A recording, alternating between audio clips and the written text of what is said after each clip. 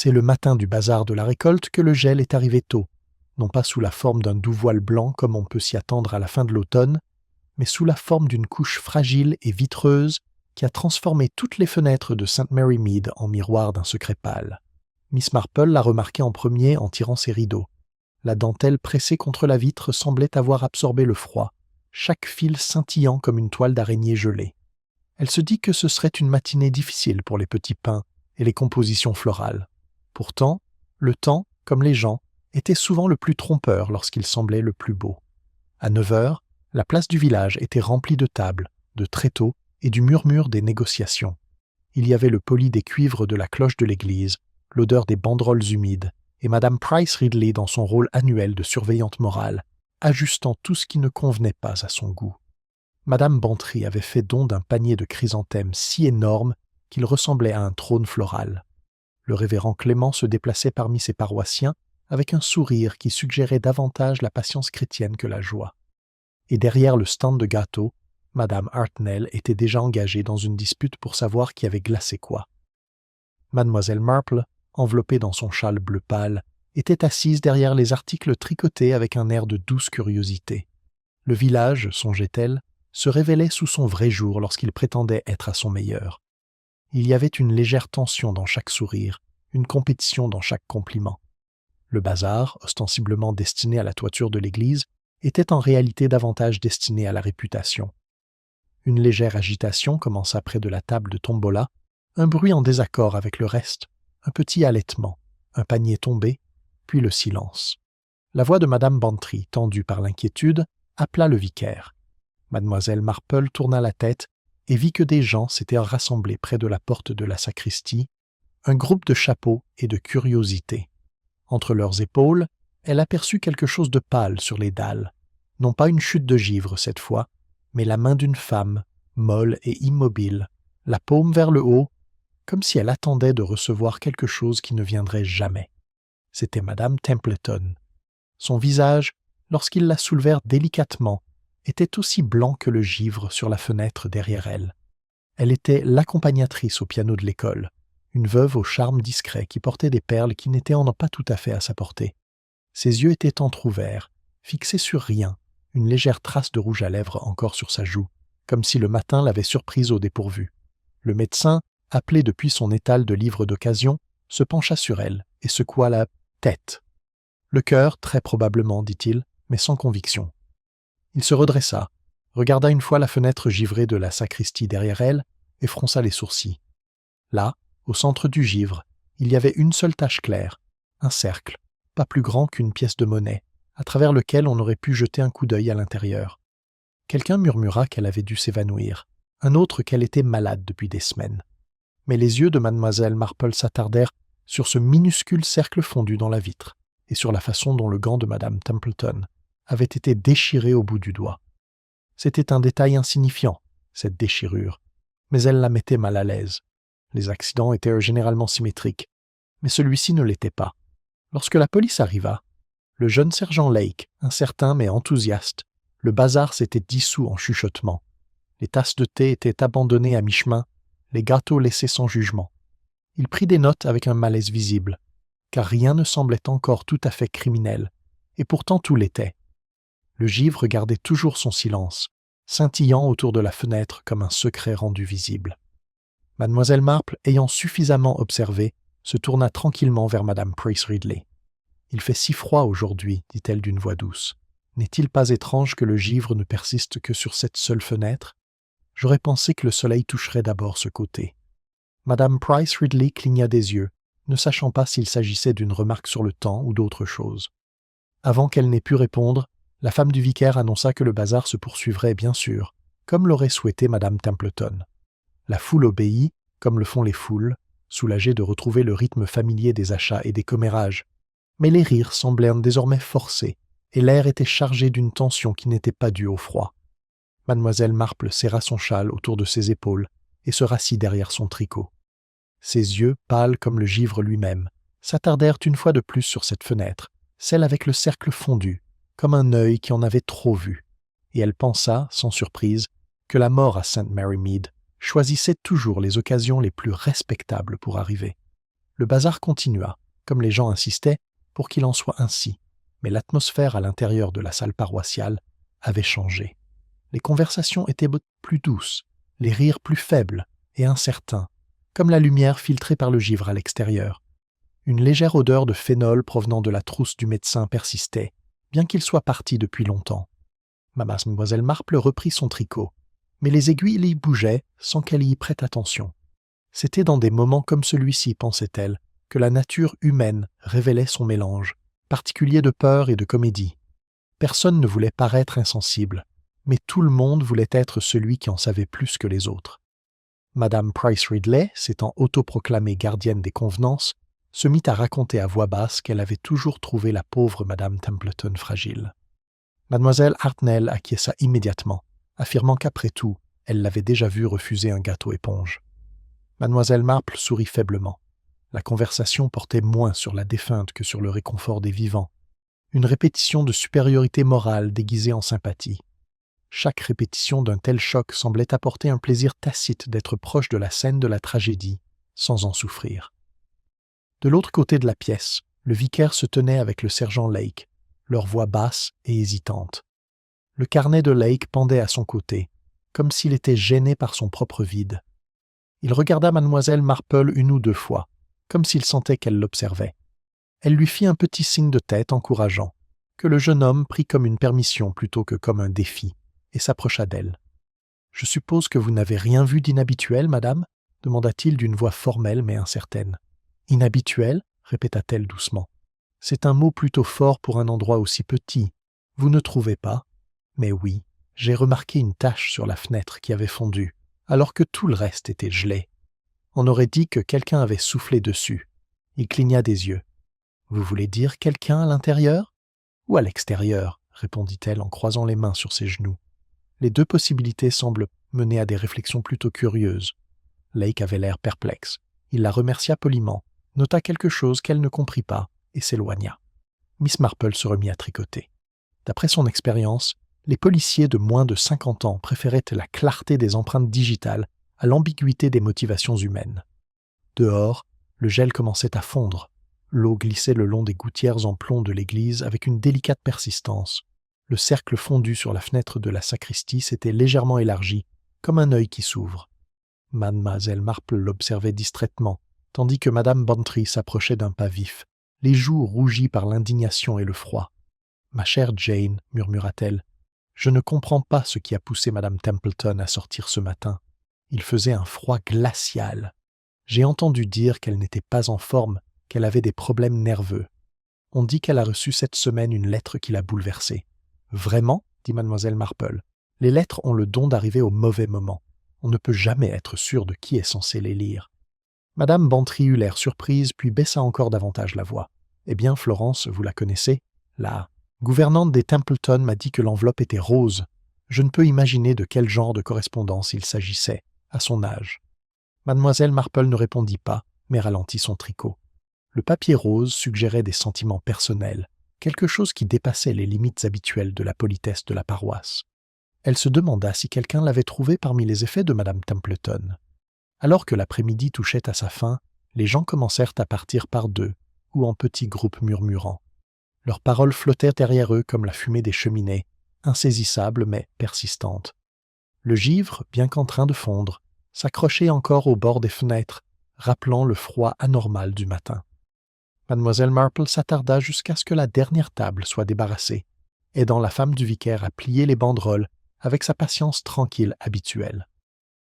Quand elle sortit enfin dans la ruelle, le village semblait s'être replié sur lui-même. Les rideaux étaient retirés tôt, comme si la modestie pouvait protéger de la mort. Quelque part, un chien aboya une fois et se tut. Elle s'arrêta, jetant un coup d'œil vers le chemin étroit qui menait à la maison de Madame Templeton. Le givre n'y avait pas fondu du tout. La ruelle était plongée dans une ombre permanente sous les grands ifs. C'est alors qu'elle remarqua le locataire de M. Templeton, le jeune M. Armitage, qui sortait de la maison. C'était un homme grand et beau, dont on ne savait pas trop quelle était la profession, le genre d'homme qui était arrivé avec charme et avait laissé des factures impayées dans d'autres villages avant celui-ci. Il leva son chapeau lorsqu'il la vit. « C'est terrible, mademoiselle Marple, dit-il d'un ton suave. Pauvre Madame Templeton, elle était si gentille. En effet, répondit mademoiselle Marple doucement, mais j'ai remarqué que la gentillesse est souvent mal comprise. Étiez-vous proche d'elle? Il hésita, juste assez longtemps. Nous parlions de temps en temps, dit-il, puis il ajouta avec trop d'emphase, surtout du temps.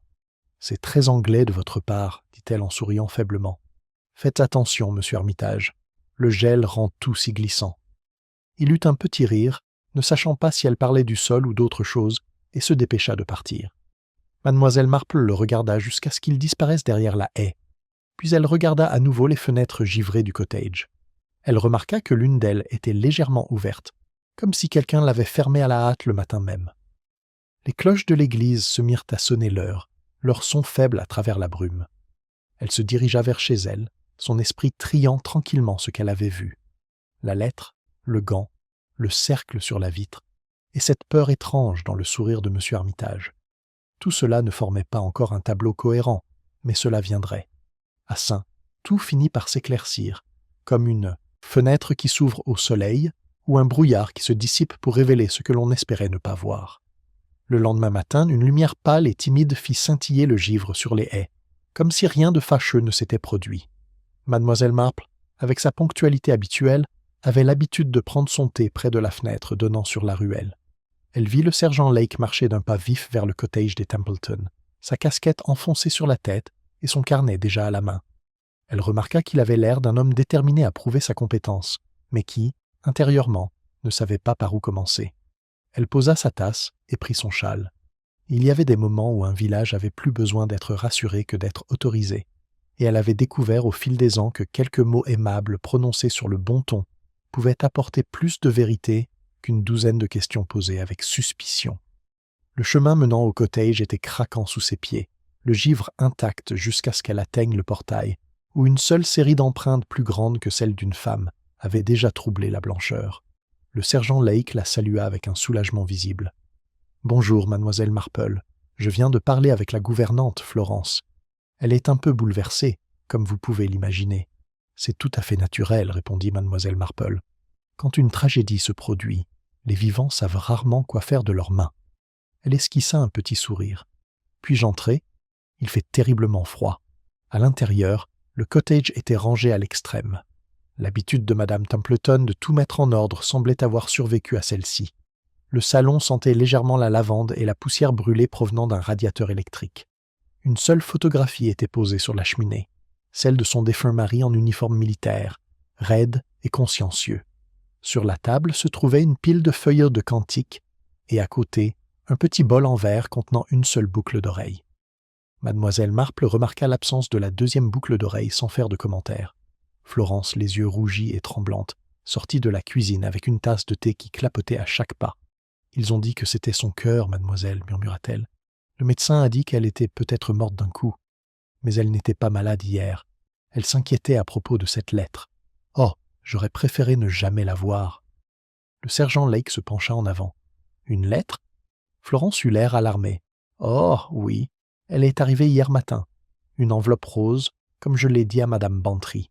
Je trouvais que ce n'était pas vraiment la couleur qu'on s'attend à voir pour des factures. Elle l'a lue dans son salon, elle est devenue pâle comme un linge et a demandé du sherry avant midi. Je crois qu'elle l'a déchiré plus tard. Elle a dit que ce n'était rien. » Mademoiselle Marple se pencha légèrement pour examiner la corbeille à papier près du bureau. Il ne restait que quelques fragments, gondolés et légèrement tachés, là où l'eau les avait touchés. L'un d'eux portait le mot « vôtre », écrit d'une écriture élégante et masculine. Elle ne dit rien à voix haute. « Diriez-vous qu'elle semblait effrayée ?» demanda mademoiselle Marple à la place. Florence hésita. « Pas effrayée, mademoiselle.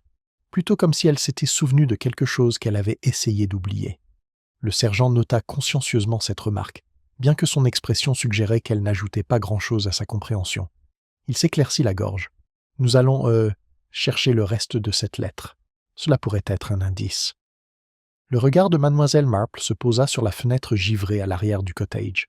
Sur le rebord intérieur se trouvait une petite colombe décorative en verre, les ailes déployées, qui reflétaient la lumière. Mais une aile était ébréchée. Elle pensa au cercle fondu sur la fenêtre de la sacristie et au fait que les deux étaient de petites imperfections fragiles sur des surfaces par ailleurs parfaites. La vérité avait-elle souvent observé apparaissait rarement sans une faille quelque part pour annoncer sa présence. Elle se tourna vers Florence. « Madame Templeton a-t-elle reçu des visiteurs hier ?»« Seulement Monsieur Armitage, mademoiselle. Il est arrivé vers 5h30. Il a dit qu'il venait lui rendre un livre qu'elle lui avait prêté, un de ses livres de poésie. Il est entré directement. Ils ont discuté tranquillement pendant un moment. Puis j'ai entendu la porte se fermer brusquement, comme si elle l'avait raccompagné soudainement. » Mademoiselle Marple inclina la tête. « Et après cela ? » ?»« Rien de plus, mademoiselle. Elle est allée se coucher tôt. Je suis rentré chez ma sœur à 7h. Elle était encore en vie à ce moment-là, c'est certain. » Le sergent Lake fronça les sourcils. « Et Monsieur Armitage est parti vers quelle heure ?» Florence réfléchit un instant. « Avant 6h, je dirais. Ce n'est pas le genre de personne à s'attarder. »« Madame Templeton avait-elle d'autres amis ?» demanda doucement mademoiselle Marple. « Oh, tout le monde l'aimait bien, répondit Florence. Puis elle hésita. Mais elle n'était pas très à l'aise avec les dames de l'église. Certaines pensaient qu'elle s'était mariée au-dessus de sa condition. Certaines pensaient qu'elle était trop fière après sa mort. Elle jouait du piano pour la chorale, vous savez, toujours si correcte. Mais ces derniers temps, elle semblait seule. Quand ils ressortirent, le givre avait déjà fondu en minces ruisselets argentés. Le sergent Lake ferma son carnet et eut l'air plutôt satisfait. « Cela semble assez simple, dit-il. Le médecin pense que c'est une mort naturelle. Je vais rédiger un rapport au cas où. » Miss Marple regarda pensivement le givre fondant. « Oui, dit-elle doucement, cela semble souvent simple jusqu'à ce que l'on remarque les petits détails qui refusent de disparaître. » Elle se sépara de lui au coin de la rue, tournant dans la ruelle vers la Grand-Rue. Le village s'animait maintenant. Les rideaux étaient tirés, les cheminées fumaient, et les premiers murmures flottaient comme des fils invisibles d'une porte à l'autre. Lorsqu'elle arriva chez le marchand de fruits et légumes, elle pouvait déjà entendre Madame Price Ridley raconter l'histoire pour la 3e fois, chaque récit étant plus raffiné que le précédent. Madame Bantry, pleine de curiosité, se pencha pour demander si la lettre avait été retrouvée, et mademoiselle Hartnell donna son avis, affirmant que les femmes seules imaginaient souvent des insultes, là où il n'y en avait pas. Mademoiselle Marple s'attarda près des pommes, invisibles. Il était extraordinaire de voir à quelle vitesse les ragots prenaient le ton d'un jugement moral, comme si le fait de parler était en soi un exorcisme. Mais parfois, songea-t-elle, la vérité se cachait plus confortablement dans ces bavardages futiles. En quittant la boutique, elle aperçut à nouveau M. Armitage, qui marchait d'un pas vif vers la poste. Il portait une enveloppe brune sous le bras, mais ce qui la frappa, ce fut sa hâte et la façon dont il jeta un bref regard par-dessus son épaule avant d'entrer. Une conscience coupable, pensa-t-elle, s'exprimait souvent par les gestes les plus pratiques. Elle continua à marcher tranquillement vers chez elle, l'image de la colombe en verre ébréchée encore présente dans son esprit. Quelque part entre le givre et la lueur du feu, elle en était certaine, se trouvait la frontière entre l'apparence et la vérité, aussi fine que la glace et tout aussi susceptible de se briser. La lumière de l'après-midi, pâle et incolore, tombait sur le salon de mademoiselle Marple, alors qu'elle était assise à son bureau, occupée à classer son courrier. Le léger grattement de sa plume fut interrompu par le bruit de pas précipités dans l'allée du jardin, suivi d'un coup poli, mais pressant à la porte. Lorsqu'elle ouvrit, le sergent Lake se tenait là, chapeau à la main, l'air nettement moins sûr de lui que ce matin-là. « Pardonnez mon intrusion, mademoiselle Marple, commença-t-il. Je pensais que vous pourriez peut-être m'aider à réfléchir à une ou deux choses. Bien sûr, dit-elle en le faisant entrer. Il y a toujours de la place pour réfléchir et prendre le thé. Il sourit faiblement pendant qu'elle le servait. Vous voyez, nous avons fait quelques progrès. Ce jeune homme, Armitage, semble avoir quitté le village. Il a fait une petite valise et a pris le bus de 10h15 en direction de Melchester. Madame Price Ridley dit l'avoir vu à l'arrêt avec une lettre à la main. Mademoiselle Marple leva sa tasse. Oh là là, les gens qui fuient la mort sont souvent accusés de la fuir. C'est justement ça, dit Lake. Je ne dis pas qu'il est coupable, mais ça semble sacrément bizarre. Il est la dernière personne à avoir été vue avec Madame Templeton, et maintenant il est parti. Le rapport du médecin n'est pas concluant, on parle de poison. Rien n'est encore certain, mais il hésita, gêné par le mot lui-même. Mademoiselle Marple posa la théière avec un léger tintement. « Le poison est un crime si solitaire, murmura-t-elle. Il exige de la patience, du calcul et une compréhension très particulière des habitudes d'une autre personne. Ce n'est pas quelque chose que l'on attend d'un homme pressé. » Lake fronça les sourcils. « Vous voulez dire que s'il était l'auteur du crime, il n'aurait pas attendu ? Peut-être pas. Ou peut-être a-t-il attendu d'une toute autre manière. » Elle sourit doucement, comme si elle parlait à elle-même. Les hommes souhaitent parfois être considérés comme des victimes des circonstances, alors qu'ils en sont en réalité les artisans. Le sergent soupira en tournant sa casquette entre ses mains. Vous avez le don de rendre tout 2 fois plus compliqué. Mademoiselle Marple le regarda avec bienveillance. La vie dans un village est compliquée, sergent. Chaque amitié a son secret, chaque gentillesse a ses attentes. C'est juste qu'on le remarque rarement avant que le givre ne commence à se fissurer. Il eut l'air perplexe, mais nota néanmoins quelque chose dans son carnet. Dehors, la cloche de l'église sonna la demi-heure. Le regard de mademoiselle Marple se posa sur la fenêtre, où la lumière se reflétait sur les rideaux de dentelle, formant de légères ombres glacées. Pendant un instant, elle revit le givre sur la vitre de la sacristie, ce cercle solitaire de clarté fondue. Elle avait toujours fait confiance aux petits détails, ceux qui contredisaient leur environnement. Le sergent Lake se leva pour partir. « Si vous entendez quoi que ce soit, mademoiselle Marple, faites-le moi savoir. Et si vous voyez monsieur Armitage, ne l'approchez pas vous-même. » « Mon cher jeune homme, dit-elle doucement, je n'ai jamais trouvé les confrontations utiles. Les gens ont tendance à se dévoiler beaucoup plus quand on les laisse simplement parler. » Après son départ, la maison redevint silencieuse. Mademoiselle Marple reprit son châle et décida de rendre visite à madame Bantry, dont l'appétit pour les informations n'avait d'égal que sa discrétion. Chez les Bantry, elle fut accueillie par le spectacle familier de magazines éparpillés, de fougères trop arrosées et de madame Bantry elle-même, rayonnante de commérage. « Ma chère Jane, vous ne le croirez jamais, commença-t-elle, les yeux brillants. Florence, la gouvernante de madame Templeton, a été renvoyée. Renvoyée? Apparemment, on l'a vue pleurer devant le presbytère hier soir. Et vous savez quoi d'autre? La lettre que madame Templeton a reçue n'a finalement pas été déchirée. Florence dit qu'elle a disparu. La police n'en a trouvé aucune trace. Comme c'est intéressant, dit mademoiselle Marple. Les lettres, comme les secrets, restent rarement là où on les laisse. Madame Bantry se pencha en avant. Je pense qu'elle venait d'un homme. Tu ne crois pas? Une histoire d'amour idiote pour ces veuves, tu sais. Elles sont tellement seules. Les yeux de mademoiselle Marple brillèrent. La solitude peut mener à la correspondance, ma chère Dely, mais généralement pas au meurtre, à moins, bien sûr, que l'affection ne soit pas réciproque. Elle resta encore 20 minutes, écoutant plus qu'elle ne parlait, et repartit avec un petit catalogue mental des dernières théories du village. Madame Templeton avait été trompée par son locataire. Florence avait été renvoyée pour la faire taire. Le poison était certain, et le gel lui-même était en quelque sorte responsable de tout. Sur le chemin du retour, elle s'arrêta près de la porte du cimetière, regardant la lumière décliner sur les pierres. Une silhouette se tenait là, le vieil ami de M. Templeton, le colonel March, un veuf aux manières rigides et à la vanité discrète. Il souleva poliment son chapeau. « C'est triste, mademoiselle Marple, dit-il gravement.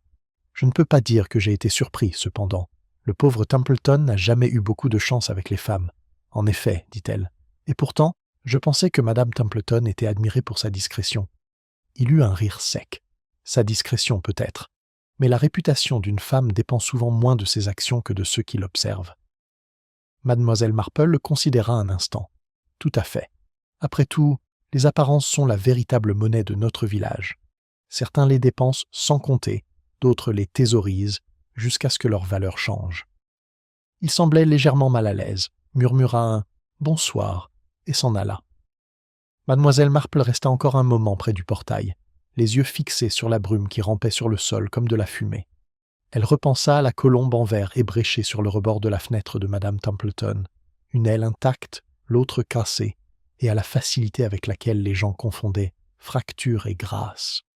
Alors qu'elle se dirigeait vers sa maison, elle remarqua une silhouette debout près de la haie de son jardin, Florence, la gouvernante licenciée.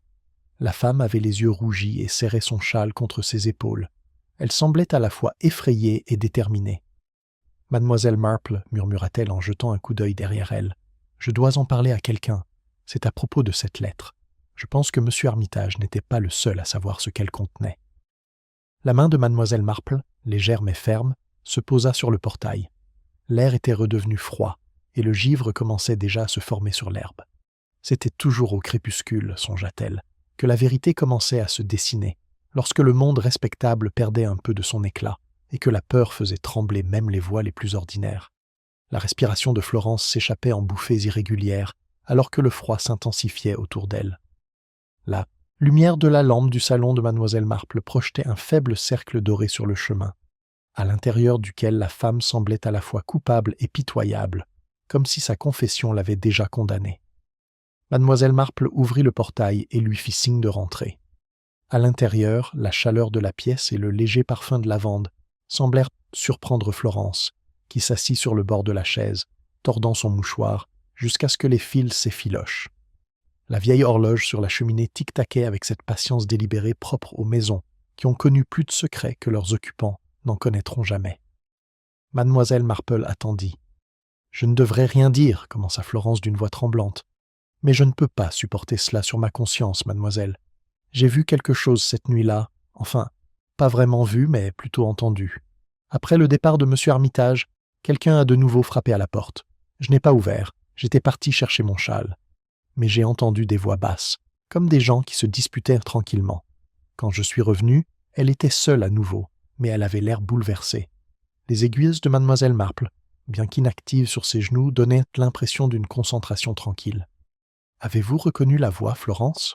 La femme a hésité. « On aurait dit la femme du vicaire, madame Clement, mais je ne peux pas l'affirmer. Seulement, elle a cette façon de parler doucement, mais avec fermeté, si vous voyez ce que je veux dire. » Miss Marple comprit.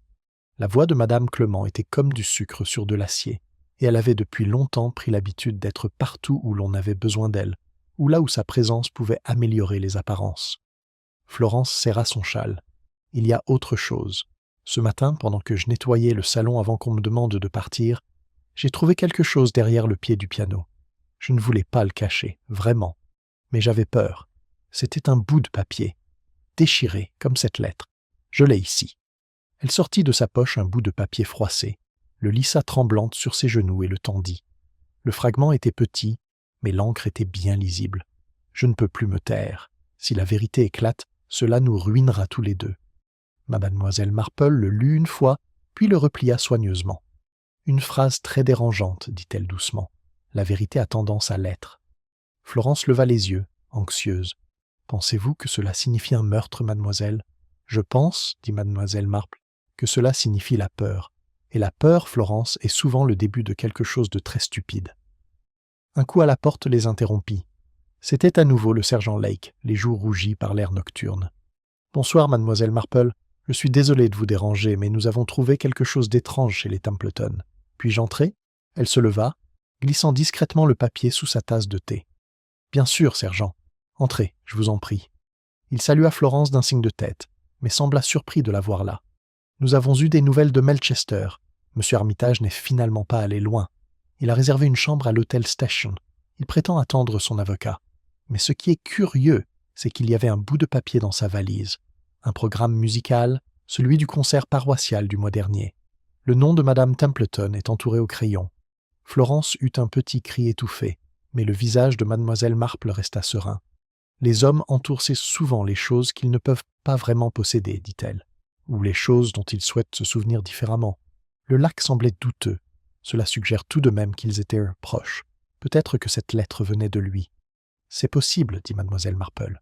Mais je me demande si vous avez déjà connu un homme de son genre qui écrivait sur du papier rose. » Cela le fit taire. Il la remercia et sortit, laissant la porte ouverte suffisamment longtemps pour que le vent souffle dans le couloir. Florence se leva, incertaine. « Dois-je lui parler de la lettre, mademoiselle ?»« En temps voulu, répondit mademoiselle Marple. « Pour l'instant, il vaut mieux la garder ici. Les secrets sont mieux gérés par ceux qui y sont habitués. » Une fois Florence partie, mademoiselle Marple posa le bout de papier à côté de sa lampe et le lissa une nouvelle fois. L'encre était légèrement estompée sur les bords, comme si elle avait absorbé de l'humidité, signe qu'il avait été posé sur le sol près de la fenêtre, où la condensation s'accumulait. Elle se souvint de la tache de givre fondue sur la vitre de la sacristie, cette minuscule imperfection de chaleur, et son esprit établit lentement des liens invisibles. C'étaient toujours les plus petites choses, un gant déchiré, un coin de lettre, un cercle de souffle qui avait la forme de la vérité. Le lendemain matin, le temps était gris et lourd. Mademoiselle Marple assista à la brève cérémonie à l'église où Madame Clement chanta avec une retenue impeccable, les yeux modestement baissés, mais jetant un ou deux regards au vicaire avec une expression presque possessive. Après la cérémonie, dans le cimetière, elle s'approcha de Mademoiselle Marple avec cette gentillesse cultivée qui avait toujours semblé un peu trop étudiée. C'est terrible, cette histoire avec la pauvre Madame Templeton, soupira-t-elle. Je n'ai jamais pensé qu'elle était très stable. Ces femmes-là le sont rarement, quand on les laisse trop longtemps seules. Mademoiselle Marple sourit faiblement. La solitude peut aiguiser l'esprit ou l'émousser complètement, ne pensez-vous pas? Cela dépend de ce que l'on choisit de retenir. L'autre femme se raidit légèrement, ne sachant pas si elle avait été complimentée ou corrigée. Je voulais seulement dire, dit-elle, qu'il ne faut pas avoir pitié de ceux qui sont responsables de leur propre malheur. En effet, dit mademoiselle Marple doucement, bien que d'après mon observation, le malheur soit souvent partagé sans consentement. Madame Clement changea de sujet pour parler de la répétition de la chorale et partit rapidement, son sang-froid intact mais les joues rouges. Mademoiselle Marple la regarda s'éloigner, puis se retourna vers la porte de l'église. Sur les marches, quelque chose attira son attention, une fine chaîne qui brillait entre les pierres. Elle s'arrêta et la ramassa. À son extrémité pendait une boucle d'oreille en perles uniques. De retour dans son salon, elle la posa à côté de la lettre déchirée et du souvenir de la paire manquante de Madame Templeton. Il n'y avait rien de vraiment concluant dans tout cela, seulement la suggestion discrète d'un schéma se dessinant là où la chaleur avait autrefois fait fondre le givre. Elle prit son tricot, mais son regard se posa sur la fenêtre, où la lumière de l'après-midi avait rendu le verre pâle comme un souffle. C'était, pensa-t-elle, un jour où la vérité commençait à se dévoiler, même si le village, comme toujours, préférait ses reflets. La lumière de cet après-midi ne se stabilisa jamais vraiment, oscillant de manière incertaine entre l'argenté et l'ombre. Elle remplissait le salon de mademoiselle Marple d'une lueur réfléchissante, le genre de demi-lumière dans laquelle on pouvait imaginer des fantômes ou simplement des vérités inconfortables. Elle était toujours à son bureau, la boucle d'oreille en perles et la lettre déchirée devant elle, lorsque le faible crissement de pas retentit sur le chemin du jardin. Ils étaient quais vifs, assurés, et accompagnés du rythme distinct des talons coûteux. Madame Clement entra un instant plus tard, ses mains gantées serrées autour d'un petit paquet. « Ma chère mademoiselle Marple, commença-t-elle avec cette courtoisie tremblante réservée à la diplomatie sociale, je me suis sentie obligée de vous remercier. Vous avez été d'un grand réconfort pour tout le monde dans cette terrible affaire. Le vicaire dit que votre bon sens a empêché le village de perdre la tête. »« C'est très gentil, murmura mademoiselle Marple en lui indiquant une chaise. Mais je crains de n'avoir fait que vous écouter. Les gens révèlent sur les choses les plus surprenantes lorsqu'ils sont convaincus qu'ils ne font que se montrer compatissants. » Madame Clement sourit, un peu trop rapidement. « Oui, en effet. Je crois qu'on apprend beaucoup plus par la gentillesse que par l'interrogatoire. » Ses yeux, vifs et agités, se posèrent Laurie sur la cheminée où brillait doucement la boucle d'oreille en perles.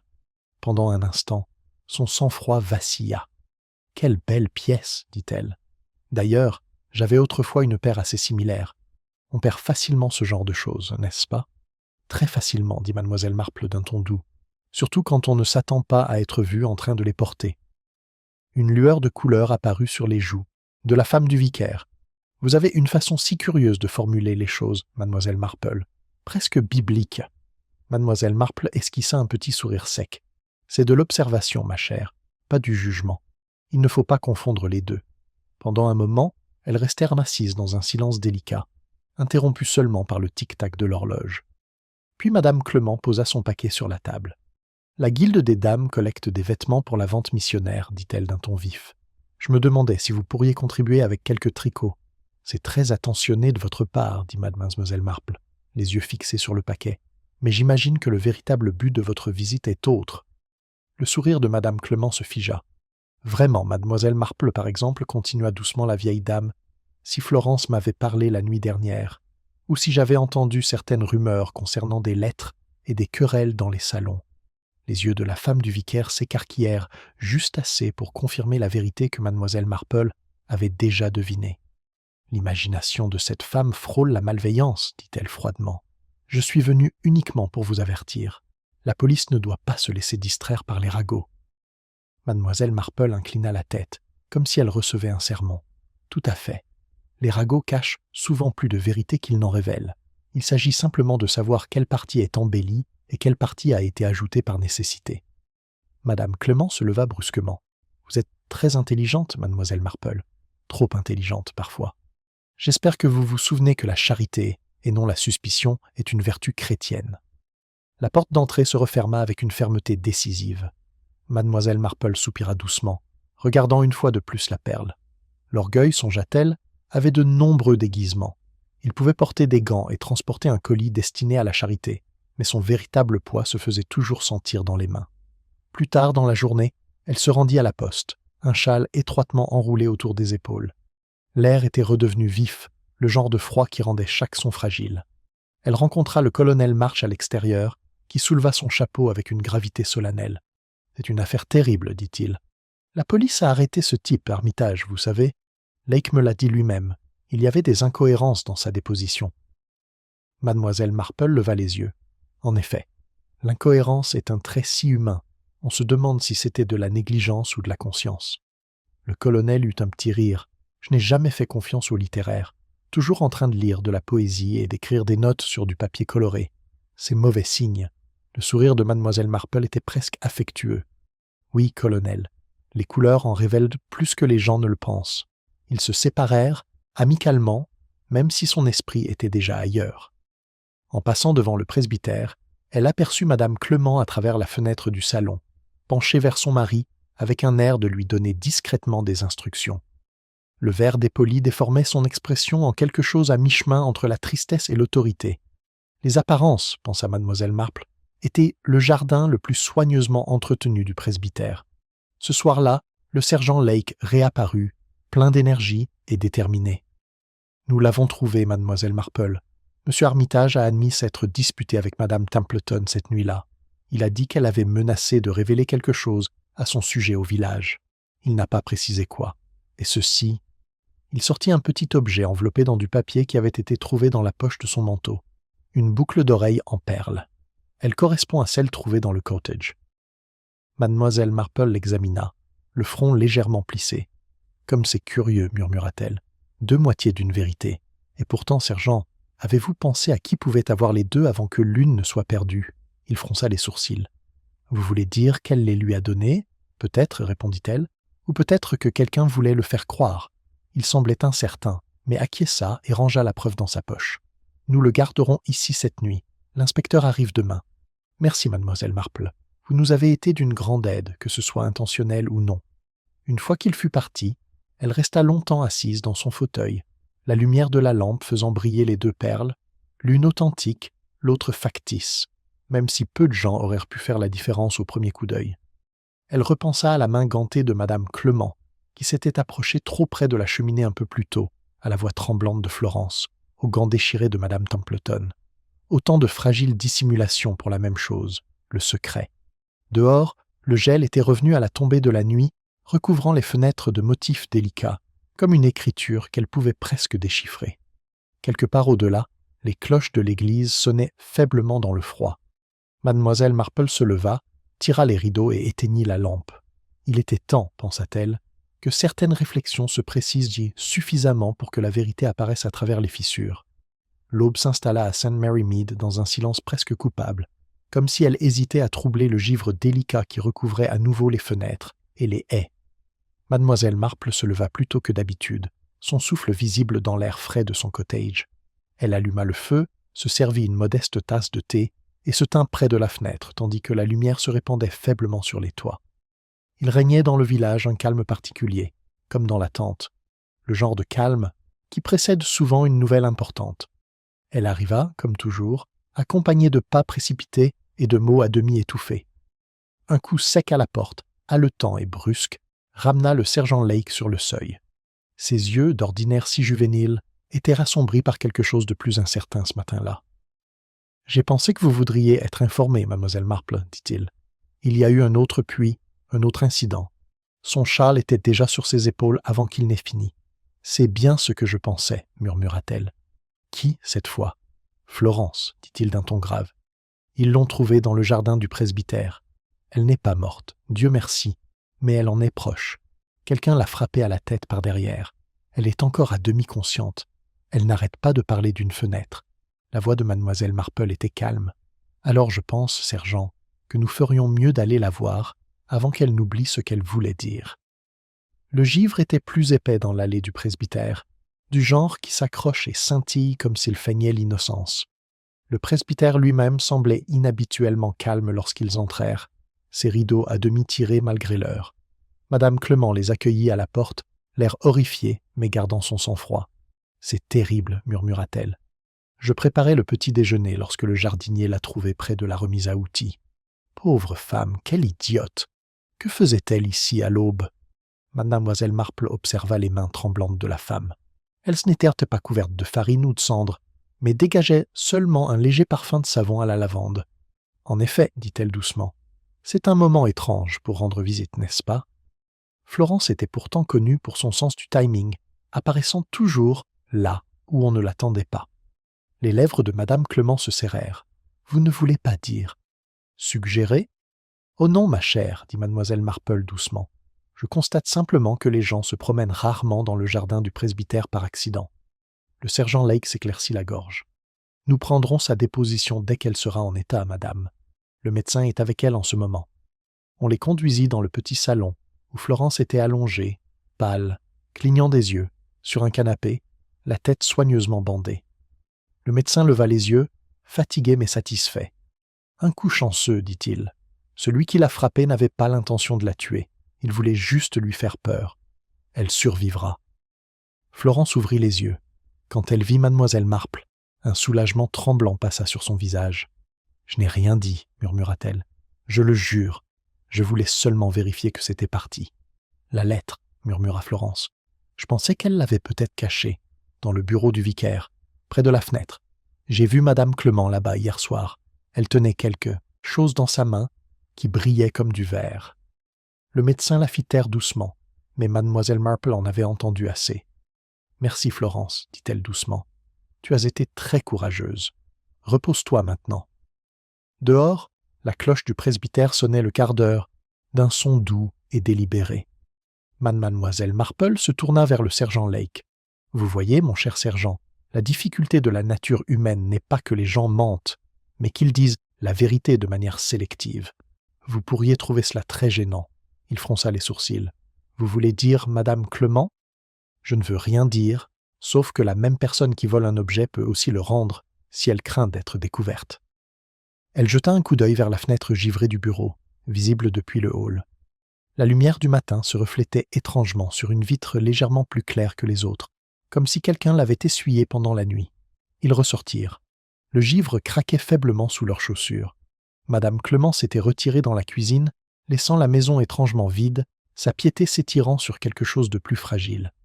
Alors qu'ils marchaient sur le chemin, Lake s'arrêta soudainement. « Mademoiselle Marple, regardez là-bas. » Près du bord du gravier gisait une petite broche en forme de colombe avec une aile cassée.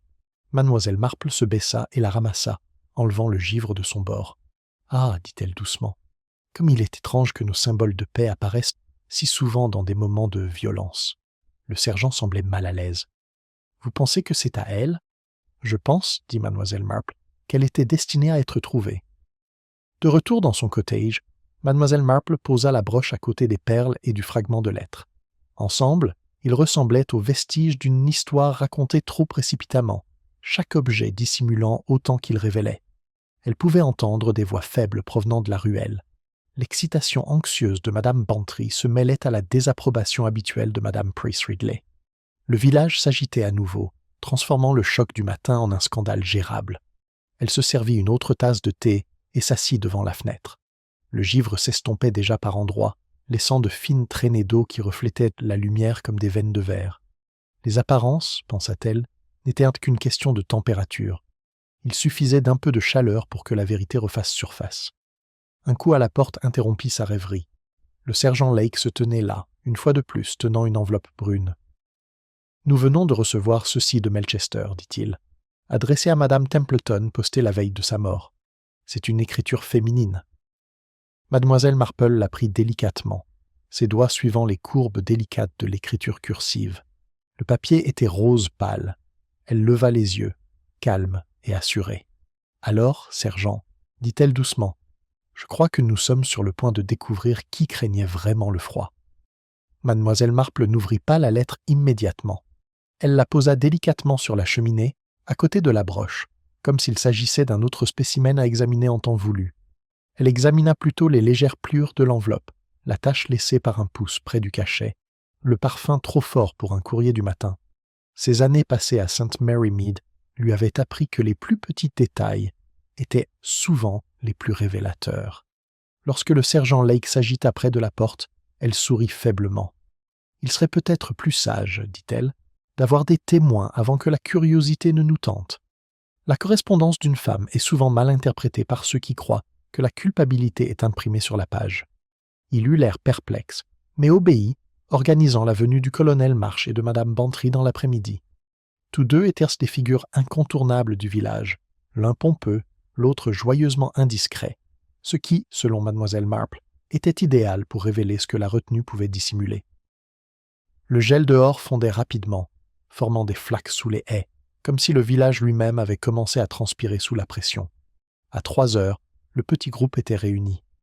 Madame Bantry ne cachait pas son excitation. « On dirait un roman, Jane, » murmura-t-elle. « Une lettre venue d'outre-tombe. J'espère que c'est scandaleux. » Le colonel March renifla. « Les femmes et les journaux n'apportent jamais rien de bon. » Mademoiselle Marple ajusta ses lunettes. « Et pourtant, colonel, tant de malheurs dans la vie sont causés par des hommes armés de stylos. Continuons tranquillement, je vous prie. » Elle brisa le sceau et déplia le papier.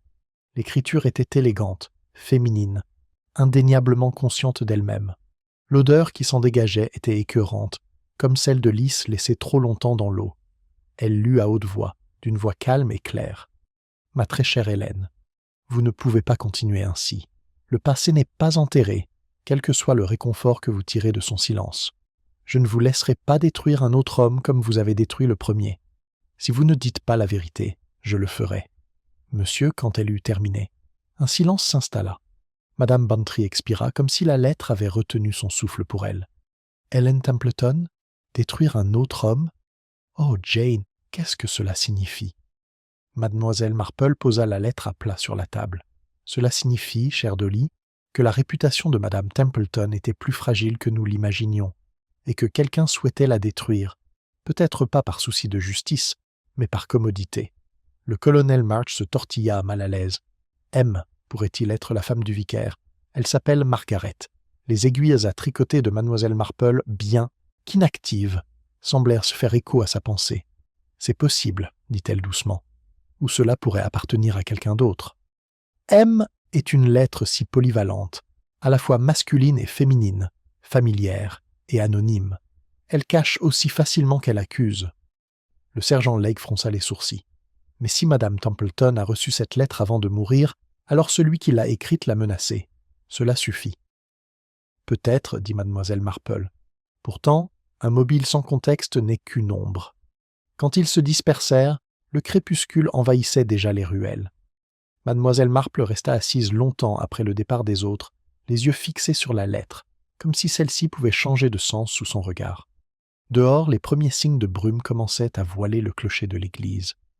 Elle entendit le grincement du portail et leva les yeux pour voir madame Clement debout dans l'embrasure de la porte, le visage pâle et tiré. « Je devais venir, dit-elle à voix basse. Ils disent des choses horribles à mon sujet. Tout le monde pense que la lettre est de moi. »« Les gens ont tendance à penser ce qui leur convient le mieux, répondit mademoiselle Marple. Vous ne voulez pas vous asseoir ? La femme du vicaire hésita, puis s'affala sur la chaise en face d'elle. Ce n'est pas vrai. J'ai bien écrit à madame Templeton, mais ce n'était pas cette lettre. La mienne concernait la chorale, rien de plus. Je vois, dit mademoiselle Marple, mais je suppose qu'il serait difficile maintenant de prouver quelle lettre était la vôtre, surtout si les écritures de se ressemblent. Madame Clement leva brusquement les yeux. Vous avez vu mon écriture ? Oh oui, répondit gentiment mademoiselle Marple. Vous avez signé le registre paroissial devant moi. On n'oublie jamais une signature comme la vôtre, avec ce M qui s'enroule sur lui-même, comme s'il regrettait d'avoir été écrit. La femme rougit. Vous pensez que je l'ai tué ? Je pense, dit calmement mademoiselle Marple, que madame Templeton effrayait quelqu'un qui s'était habitué à l'autorité. C'est assez différent, même si cela conduit souvent au même résultat. La femme du vicaire la fixa longuement, puis se leva brusquement. Vous ne comprenez pas. Il faut sauver les apparences. Le village en dépend. En effet, dit mademoiselle Marple, mais je me demande parfois ce qui se passerait si, pour une fois, le village dépendait plutôt de l'honnêteté. Madame Clement se retourna et partit sans un mot. Le léger clic du loquet sembla résonner longtemps après que ses pas se furent évanouis. Lorsque l'obscurité s'installa enfin, mademoiselle Marple tira les rideaux et alluma sa lampe. Elle reprit la broche et la tint sous la lumière. L'aile cassée projetait une ombre étrange sur la table, anguleuse, comme une lettre à moitié formée. Elle la compara à la courbe de l'initiale sur la page. Elle correspondait parfaitement. Elle sourit, non pas avec triomphe, mais avec une compréhension tranquille. Quelque part, dans cette symétrie, de forme et de secret, se trouvait la vérité. Mais elle n'était pas encore prête à être révélée.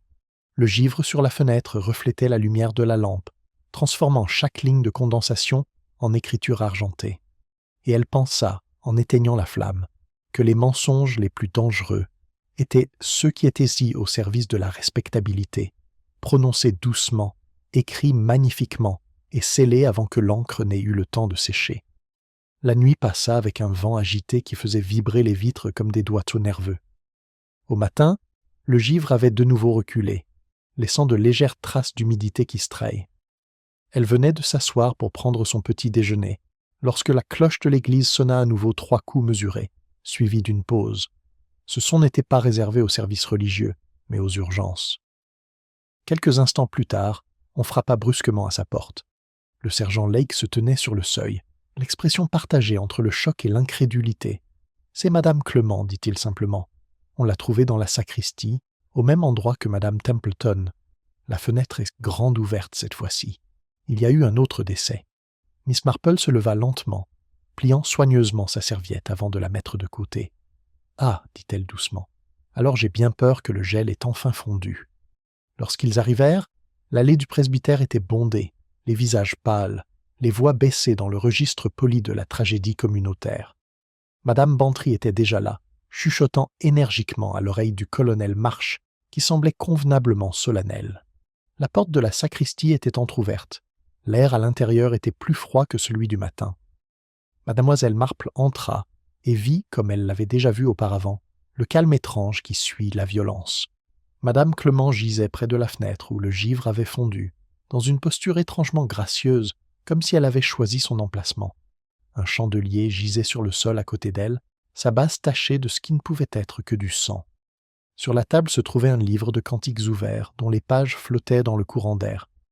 Un mot, légèrement marqué par une goutte rouge, attira l'attention de mademoiselle Marple. « Merci, miséricorde. » Le médecin arriva, agité et peu convaincant, marmonnant quelque chose à propos d'évanouissement et de cœur fragile. Mais mademoiselle Marple remarqua la petite ecchymose sous la mâchoire, le gant légèrement déchiré à une main, le fragment de fil accroché à sa manche. Elle s'approcha de la fenêtre et toucha le rebord, encore chaud. « Il n'y a pas longtemps, » murmura-t-elle, presque pour elle-même. « Peut-être moins d'1 heure. » Le sergent Lake s'approcha discrètement. Si ce n'est pas une coïncidence, alors quelqu'un voulait la faire taire. Peut-être en savait-elle trop. Ou, dit mademoiselle Marple, peut-être a-t-elle essayé de se confier à la mauvaise personne? La confession, voyez-vous, est un luxe dangereux quand la vérité ne peut se permettre d'avoir des témoins. Il fronça les sourcils. Pensez-vous qu'elle a tué Madame Templeton, puis qu'elle l'a regretté? Je pense que le remords arrive rarement aussi ponctuellement, dit-elle. Non, sergent, c'est une mise en scène pour notre bénéfice.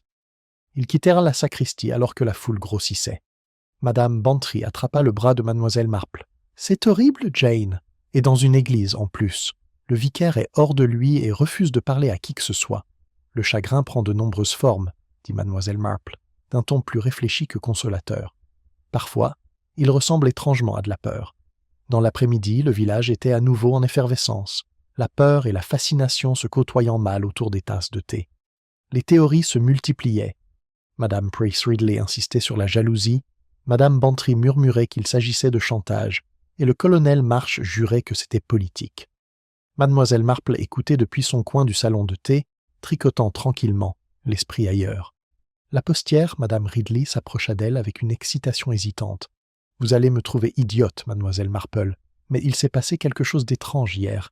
Un télégramme est arrivé pour feu Madame Clement, livré en main propre depuis Melchester. Je le lui ai remis moi-même vers 4 heures. Elle semblait bien, pas vraiment surprise, mais effrayée.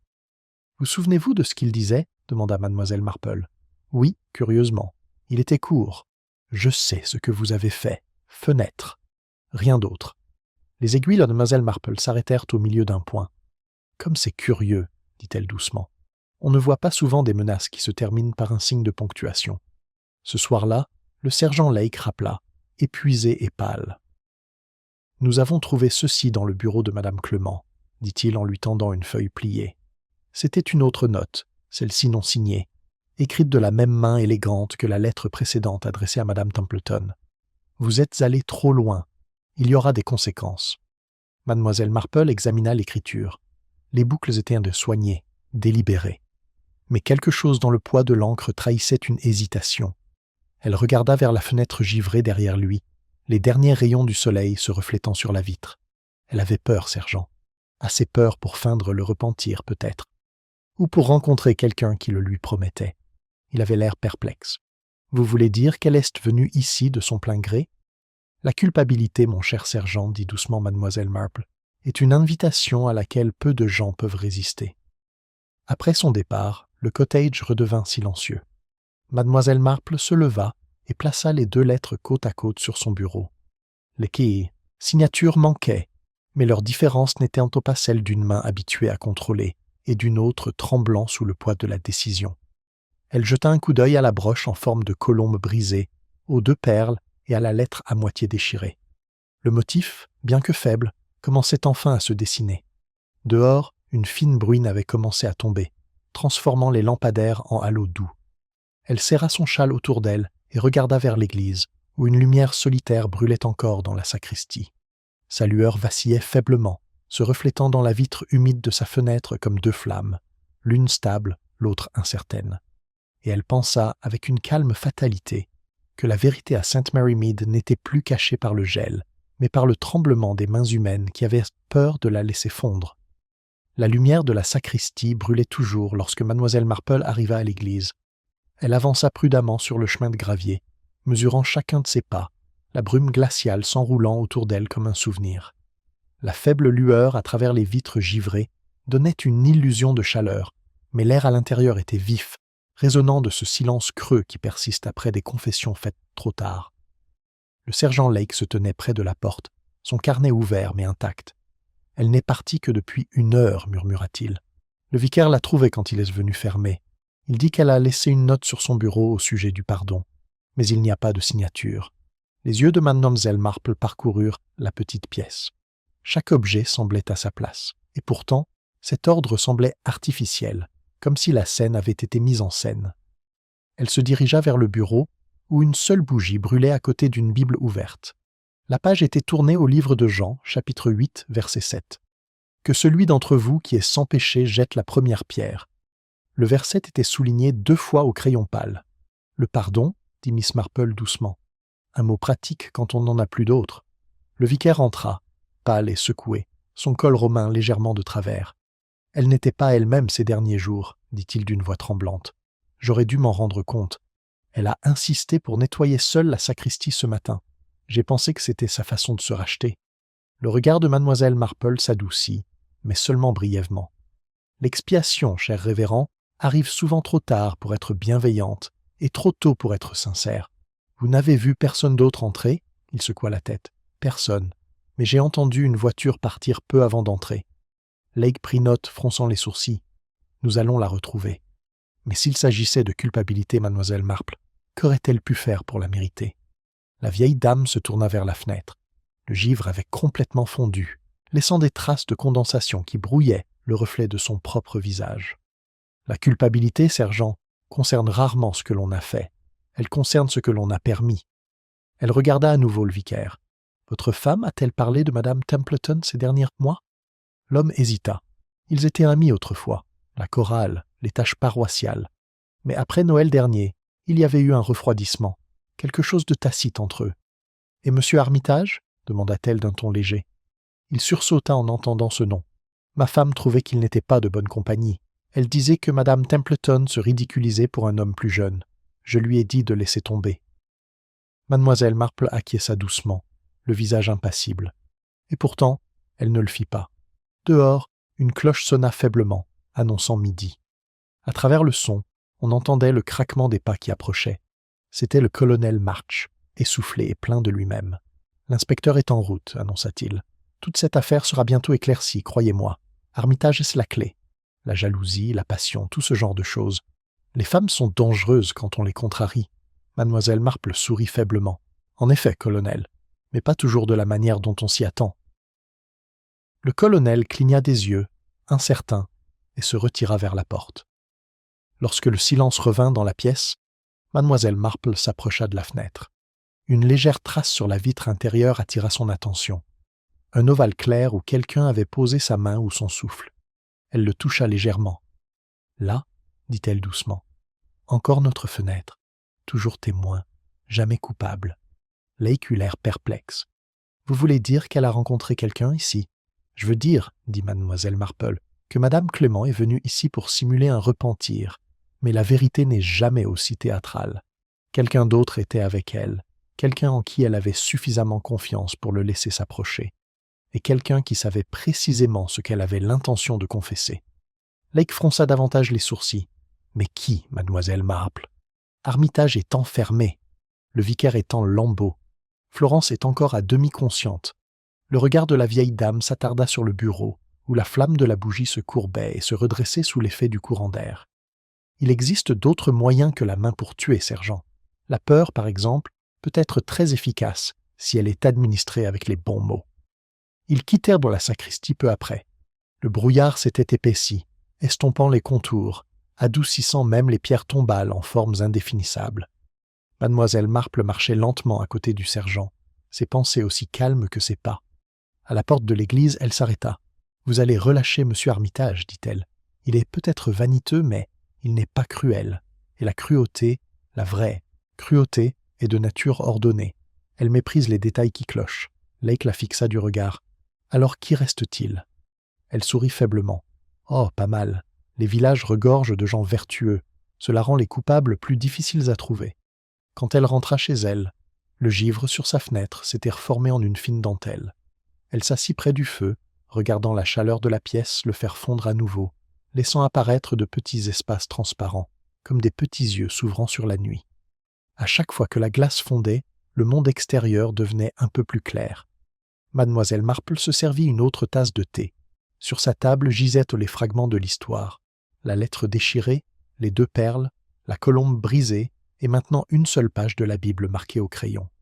Elle les considéra comme on pourrait considérer un ensemble d'équations morales, chacune étant l'expression d'une peur déguisée en vertu. Quelque part dans le faible bourdonnement de la bouilloire, elle crut entendre l'écho de pas au-delà de la porte de son jardin. Ils s'arrêtèrent, incertains, puis continuèrent leur chemin. Elle sourit intérieurement. Les gens étaient toujours si prudents lorsqu'ils pensaient ne pas être vus. Son regard se porta à nouveau vers la fenêtre, où le givre continuait de fondre sous la chaleur. Au-delà, le réverbère brillait de manière constante, auréolé de brume. C'était, songea-t-elle, le type de lumière le plus dangereux, celui qui révélait juste assez pour faire croire qu'on comprenait tout.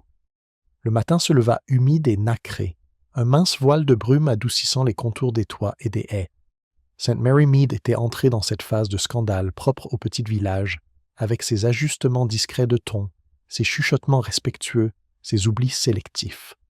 Les rideaux bougeaient un peu moins, les voix baissaient d'une demi-octave, et les cloches de l'église sonnaient comme pour assurer tout le monde que l'ordre, bien que secoué, n'avait pas été entièrement perdu. Miss Marple, comme à son habitude, se déplaçait dans ce silence, son panier à tricot à la main et l'air calme, ne laissant rien transparaître. Elle se rendait au presbytère. L'enquête devait avoir lieu le lendemain, mais l'inspecteur de retour de Melchester lui avait demandé d'assister à une conversation informelle ce matin-là. Le sergent Lake l'accueillit à la porte, l'air plus âgé qu'une semaine auparavant. « Nous avons écarté Armitage, dit-il d'un ton las. L'alibi de cet homme tient la route. Il était en rendez-vous avec son avocat jusqu'à minuit. Nous n'avons aucune raison de le retenir. »« Quelle chance, dit mademoiselle Marple d'une voix douce. Je suis sûr qu'il sera soulagé d'être innocent pour une fois. » Ils entrèrent dans le bureau du vicaire, où l'air était lourd d'encens et de gêne. L'inspecteur se tenait près de la cheminée, le visage sombre. Sur le bureau se trouvaient les 2 lettres, la broche en forme de colombe brisée et les 2 perles, désormais ternes dans la lumière grise. Le vicaire était assis derrière son bureau, la tête baissée, dans cette posture de confusion morale que les ecclésiastiques adoptent lorsque les mystères de Dieu deviennent soudainement trop domestiques. « Mademoiselle Marple, dit l'inspecteur, vous avez été particulièrement observatrice tout au long de cette affaire. On m'a dit que madame Clément était venue vous voir la veille de sa mort. »« C'est vrai, répondit mademoiselle Marple, et elle m'a parlé, mais pas honnêtement. Elle est venue tester mes connaissances. Vous voyez, sa force a toujours été dans l'organisation, dans le fait de placer les choses et les gens là où ils devaient être vus. Même la mort, pour elle, était une question de présentation. Le vicaire tressaillit, mais ne dit rien. L'inspecteur fit un geste vers les objets posés sur la table. Nous pensons qu'elle a tué Madame Templeton par jalousie, peut-être par chantage. Elle craignait d'être démasquée. Mademoiselle Marple s'assit lentement. C'est commode, inspecteur, mais incomplet. Vous voyez, Madame Clément n'a pas tué Madame Templeton par jalousie, elle l'a tuée par gratitude. Le silence qui suivit était doux, mais absolu. Les aiguilleurs de Mademoiselle Marple cliquetèrent une fois, avant qu'elle ne les replie soigneusement sur ses genoux. La gratitude, poursuivit-elle, est une émotion complexe. Madame Templeton avait autrefois aidé à dissimuler quelque chose de stupide, quelque chose qui aurait pu mettre fin à une carrière ou à un mariage. Lorsque Madame Templeton menaça de tout révéler, peut-être par sens de la justice, Madame Clément ne vit que la ruine. Mais la lettre qu'elle reçut avant le décès ne venait pas de Madame Templeton. Elle venait de Florence. Le sergent Lake cligna des yeux. La gouvernante? Elle avait trouvé la vieille lettre que Madame Templeton avait conservée. Elle pensait qu'elle avait de la valeur ou qu'elle pouvait servir à obtenir la clémence. Elle avait écrit sur ce papier rose affreux, exigeant de la rencontrer dans la sacristie pendant le bazar, où personne ne soupçonnerait quoi que ce soit. Dans son esprit, ce n'était pas du chantage, mais seulement un appel à la charité. Mais Madame Clément était venue au lieu de payer. Et là, en cette matinée glaciale, elle avait utilisé le bougeoir qui avait été retrouvé à côté de Madame Templeton. Le givre sur la fenêtre fondit là où son souffle le touchait, laissant ce cercle parfait de clarté que nous admirions tous. L'inspecteur fronça les sourcils. « Et les lettres ?» Après coup, dit calmement Mademoiselle Marple, elle trouva les fragments que Florence avait laissés, peut-être par panique, peut-être parce que la femme s'était évanouie à cette vue. Elle brûla ce qu'elle pouvait, écrivit une nouvelle lettre à elle-même et cacha le reste. Tout était presque parfait, sauf la boucle d'oreille.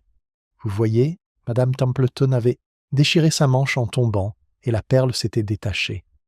Madame Clément l'avait remplacée plus tard par une autre provenant de sa propre parure, afin que la perte semble innocente.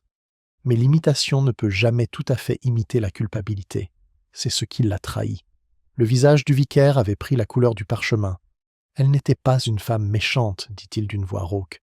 Elle voulait que les choses restent telles qu'elles étaient. Les apparences, la respectabilité. L'expression de Mademoiselle Marple s'adoucit.